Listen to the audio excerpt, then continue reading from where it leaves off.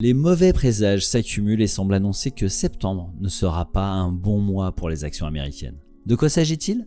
Le marché boursier américain a atteint de nouveaux plus hauts dès le début de ce mois de septembre 2021 avec les indices S&P 500 et Nasdaq Composite qui se sont tous les deux placés à des niveaux records après l'annonce du fait que les demandes hebdomadaires d'allocation chômage aux États-Unis avaient atteint leur plus bas niveau depuis le début de la crise du Covid. On commence à se lasser de cette situation qui semble se répéter sans arrêt. Les marchés semblent constamment battre leurs records précédents historiques pour le plus grand bonheur des investisseurs dans le marché américain, en dépit des nuages noirs qui s'amoncellent au-dessus de l'économie réelle. Pourtant, certains signes semblent indiquer que cette réussite insolente des marchés pourrait marquer le pas d'ici peu et peut-être même dès le mois de septembre.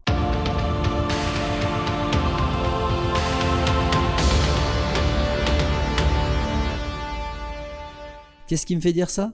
Eh bien, tout simplement le fait qu'une baisse des marchés boursiers américains au mois de septembre ne serait pas vraiment une surprise pour qui connaît l'histoire. Le cabinet d'études CFRA s'est penché sur la question sur une période qui remonte à la Seconde Guerre mondiale et a établi le fait que plus de la moitié des fois, le S&P 500 enregistrait un rendement négatif au mois de septembre. Mais ces données historiques ne sont pas la seule raison de nos inquiétudes. Les craintes liées à la propagation du variant Delta et aux conséquences économiques négatives qui en résulteraient, pourraient tout à fait s'accélérer avec les regroupements forcés et les transmissions inévitables de virus liés à la rentrée scolaire. Avant ça, Joe Biden s'était déjà ému de la faiblesse de la reprise de l'emploi au mois d'août, signalant que le variant avait probablement effrayé les prétendants au retour à l'emploi, de la même manière qu'il avait découragé les consommateurs de prendre l'avion, de faire des achats ou de manger au restaurant pendant les vacances d'été. Mais ensuite, les inquiétudes se sont cristallisées autour des décisions à venir de la Banque centrale américaine. La Réserve fédérale américaine, la Fed, a indiqué le vendredi 27 août qu'elle commencerait à réduire son programme d'achat d'obligations avant la fin de l'année 2021. Cette annonce avait déjà été anticipée par les marchés, contrairement à une annonce similaire effectuée le 18 août qui avait vu les marchés américains et européens baisser de concert avec un CAC 40 qui avait lui-même baissé de 2,43%. Mais en ce mois d'août, les marchés avaient apparemment déjà intégré et digéré l'annonce faite depuis Jackson Hole. Mais il faut bien dire que lors de cette conférence de Jackson Hole, Jerome Powell n'avait pas dit grand-chose, il avait simplement confirmé ses propos précédents. C'est courant septembre que la Fed devrait nous donner l'information et préciser à partir de quelle date elle va commencer à réduire son soutien à l'économie américaine. Et même si la Fed ne compte pas réduire son programme d'achat d'obligations avant un certain temps, les marchés boursiers, cette fois, seront bien obligés de se confronter à la réalité. Difficile de nier quelque chose d'aussi concret qu'une date sur un calendrier. Et puisque les investisseurs pourront mettre une date sur la réduction des mesures de soutien de la Fed, les marchés anticiperont les conséquences de ces réductions et on peut imaginer que le risque sera maximal sur les marchés avant que la Fed ne commence à réellement prendre ces mesures. Christopher Waller, l'un des gouverneurs de l'institution, a même déclaré dans une interview sur la chaîne CNBC que l'afflux de capitaux injectés dans l'économie américaine pour surmonter l'épreuve Covid-19 et réalisé via l'achat d'actifs pourrait se voir réduit dès le prochain mois d'octobre. Alors vous vous demandez peut-être ce que ça signifie concrètement. Eh bien, l'année dernière, la Fed a abaissé les taux d'intérêt à un niveau proche de zéro et a commencé à acheter chaque mois pour 120 milliards de dollars d'obligations, le tout étant destiné à contrecarrer les effets dévastateurs occasionnés par la crise du Covid-19. Et cela a fonctionné. Ce déluge d'argent bon marché a permis à l'économie de rester debout et a soutenu les marchés jusque-là. Depuis le début, les investisseurs savaient que la Fed annoncerait un jour la fin du programme d'achat d'obligations, sifflant ainsi la fin de la partie. De nombreux observateurs avaient prévu que Jerome Powell l'annoncerait lors de la conférence de Jackson Hole qui a eu lieu fin août, et ils ne se sont pas trompés. La Fed a déclaré que le fort rebond économique signifiait qu'elle pouvait commencer à réduire ses achats mensuels d'obligations avant la fin de l'année 2021. Alors vous vous demandez peut-être comment ces informations peuvent vous être utiles. Pour mieux le comprendre, il faut commencer par prendre un peu de recul et se souvenir qu'il y a un éléphant dans la pièce dont personne ne parle. Cet éléphant dans la pièce, c'est le taux d'intérêt à zéro. La vraie question à se poser, c'est quand est-ce que la Fed a-t-elle prévu de remonter les taux d'intérêt américains ? Eh bien, sur ce point précis, on va rester tranquille. L'économie devrait apparemment continuer à marcher sur la tête. La Fed a fait remarquer que la réduction progressive des achats d'obligations ne devait pas être interprétée comme un signe de relèvement des taux d'intérêt.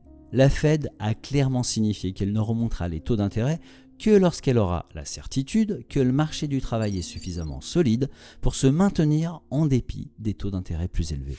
Mais avec les dégâts causés à l'emploi par la pandémie, la Banque centrale estime que le retour à la normale du marché de l'emploi américain pourrait s'étaler jusqu'à l'année prochaine, voire jusqu'en 2023. Alors on est dès lors pleinement rassuré, les entreprises zombies ont encore de beaux jours devant elles. Je vous rappelle ici qu'une entreprise zombie est une société qui paie plus d'intérêts sur sa dette qu'elle ne dégage de bénéfices. On comprend facilement comment des taux d'intérêt peu élevés favorisent la zombification de l'économie. Aux USA, le problème est moins prononcé qu'en Europe, mais il se développe fortement. Et vous vous demandez quelles sont les conséquences de cette situation pour les marchés boursiers ? Pour répondre rapidement, cela signifie que le TINA, c'est terminé. Si les marchés boursiers ont jusque-là profité à plein des programmes d'achat d'obligations de la Fed, c'est que les investisseurs ne voyaient pas d'alternative de placement. Une situation qui a donné lieu au joli acronyme TINA pour There is no alternative, qu'on peut traduire par il n'y a pas d'alternative. Ce que ça signifie concrètement, c'est que les programmes d'achat massifs d'obligations de la Fed, par le jeu de l'offre et de la demande, ont tellement fait baisser les rendements obligataires que les actions étaient devenues la seule solution viable pour les investisseurs de réaliser du rendement. Mais comme la Fed se prépare à réduire la quantité d'obligations qu'elle achète, la demande pour ces titres va baisser et toujours par le jeu de l'offre et de la demande, cette baisse de la demande devrait entraîner une baisse du prix des obligations et donc mécaniquement une augmentation de leur rendement. Dès que ce rendement des obligations va augmenter, le marché des actions, historiquement surévalué, va commencer à paraître beaucoup moins attractif pour les investisseurs. Pour que vous puissiez vous faire une idée de l'importance du niveau de surévaluation de ce marché action, on va rappeler ici que d'un point de vue historique, si on remonte à 1988, une action du S&P 500 se paie en moyenne 19 fois les bénéfices. Ce sont les données du S&P Dow Jones. Pour vous donner un exemple, pas forcément représentatif du marché, mais qui vous permettra de situer le niveau de surévaluation, au moment où on tourne cette vidéo, l'action d'Amazon s'échange à 84 fois les bénéfices. Et l'indice S&P 500 se paie aujourd'hui 23 fois les bénéfices, ce qui équivaut pour les spécialistes à une surévaluation de 20% des valeurs américaines. Autant vous dire que si on sort du TINA, les actions devraient être rapidement délaissées, aussi rapidement qu'on les pense surévaluées. À ce petit jeu, ce sont les premiers à sortir qui remportent la mise, les autres restent bloqués avec des actions payées trop cher.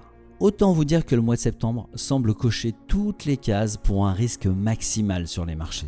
Alors vous allez probablement me demander pourquoi vous devriez vous inquiéter d'une telle situation du marché boursier américain. Je vais vous répondre rapidement parce que quand les États-Unis s'enrhument, c'est l'économie mondiale qui tousse. Et il est très possible que ce qui semble se diriger sur nous en ce mois de septembre soit un peu plus qu'un simple rhume. Et si c'est le cas, toutes les bourses mondiales suivront le mouvement. Et s'il vous reste un peu d'optimisme, ne vous en faites pas, c'est loin d'être terminé. Les économistes semblent déjà savoir ce qui se prépare. Ils ont réduit leur prévision moyenne de croissance économique américaine. Pour le troisième trimestre, leur prévision est passée de 6,9 à 6,2% il y a quelques mois. Mais ce qui pourrait encore plus nous inquiéter, c'est que comme le souligne dans un droit de réponse du Financial Times Rebecca Patterson, qui est la directrice de la recherche sur les investissements chez Bridgewater Associates, on a le sentiment que les marchés passent complètement à côté de la menace que représente l'inflation américaine. Parce que l'inflation aux États-Unis connaît son rythme le plus rapide depuis 13 ans, plus 3,9% sur un an en mai pour l'indice PCE, l'indice des prix des dépenses de consommation personnelle, et plus 5,4% en juin pour l'indice CPI, l'indice des prix à la consommation. Pour 2021, le Fonds monétaire international, le FMI, anticipe une inflation à 4% pour les États-Unis. On est loin des 2% d'inflation, l'objectif fixé par la Fed elle-même. L'inflation actuelle résulte d'une combinaison de pénurie d'approvisionnement liée à la fermeture des économies pendant les périodes de confinement, d'épargne supplémentaire causée par les injections répétées d'hélicoptères-monnaie et de la difficulté à consommer liée aux mesures sanitaires. Il y a aussi une sorte d'explosion de la demande, cette demande ayant été refoulée chez les consommateurs depuis le début de la pandémie. Toutes ces causes expliquent en grande partie les augmentations de prix qu'on voit apparaître dans les chiffres officiels du gouvernement. Et à la pompe à essence, dans les magasins d'articles ménagers, dans les supermarchés, chez les concessionnaires de voitures d'occasion, ou même dans le prix de l'immobilier. Les États-Unis pourraient essayer de contenir l'inflation en remontant les taux d'intérêt, mais là encore, la Fed se heurte à un mur de difficultés. La première de ces difficultés, c'est que les États-Unis sont criblés de dettes et que remonter les taux d'intérêt les obligerait à payer cher cette dette accumulée. Vous vous souvenez de l'éléphant dans la pièce? Une dette cumulée qui pose également un problème de taille, un problème qui a poussé Janet Yellen à manifester ses inquiétudes sur la situation de manière répétée. La secrétaire américaine au Trésor exhorte les élus à relever le plafond de la dette américaine afin de permettre aux États-Unis d'honorer leurs engagements financiers et d'éviter le défaut de paiement. Rappelons que d'après le site usdebtclock.org qui calcule en temps réel les indices budgétaires américains, la dette publique américaine s'élève à 28 596 milliards de dollars. Un niveau d'endettement qui ne devrait pas s'améliorer puisque Joe Biden a prévu un budget de 6 000 milliards de dollars pour l'exercice fiscal 2022. Si le montant est bien plus élevé que, par exemple, les 4 700 dollars de budget de Donald Trump prévus pour ses dépenses de l'année 2020, il faut se souvenir que ces dépenses sont encore en dessous des dépenses pharaoniques liées aux mesures de traitement de la pandémie de Covid-19. Mais cette fois, les États-Unis pourraient se retrouver à court d'argent dès le mois d'octobre 2021, a averti tout récemment la secrétaire au Trésor. Le plafond de la dette pose une limite à la capacité des États-Unis d'honorer ses engagements et de financer ses dépenses. Lorsque le plafond de la dette est atteint, le pays ne peut plus se financer par l'emprunt et doit utiliser les fonds dont il dispose. Remonter ce plafond ne signifie pas que les États-Unis peuvent dépenser plus d'argent, cela permet simplement au Trésor de payer les dépenses déjà adoptées. Un défaut de paiement des États-Unis provoquerait une déflagration financière et mettrait en danger la confiance et la crédibilité des États-Unis à un moment délicat où les familles, les communautés et les entreprises américaines souffrent toujours des effets de la pandémie mondiale. Rappelons qu'en 2011, l'agence de notation Standard & Poor's avait retiré aux USA sa note AAA qui leur permettait d'emprunter sur les marchés au coût minimum. Une nouvelle dégradation signifierait une nouvelle hausse du coût de la dette pour les États-Unis à un moment où elle a un besoin pressant de s'endetter davantage. Janet Yellen a déjà mis en œuvre certaines mesures extraordinaires, je la cite, visant à suspendre les dépenses. Mais ces mesures, d'après Nancy Van Den Houten d'Oxford Economics, ne, je la cite, permettraient d'emprunter qu'environ 350 milliards de dollars supplémentaires, une somme qui devrait être épuisée d'ici la fin septembre. Fin de la citation. Comme je vous le disais au début de cette vidéo, le mois de septembre voit s'accumuler les nuages noirs qui s'amoncellent au-dessus de l'économie réelle. Les marchés américains corrigent ou pas en septembre, ne vous inquiétez pas, l'économie américaine a de la ressource. J'en veux pour preuve le fait que les courtiers en ligne low cost ont vu leurs bénéfices augmenter de manière spectaculaire depuis qu'ils ont rendu l'investissement plus amusant et plus accessible pour les investisseurs en ligne. Comment ?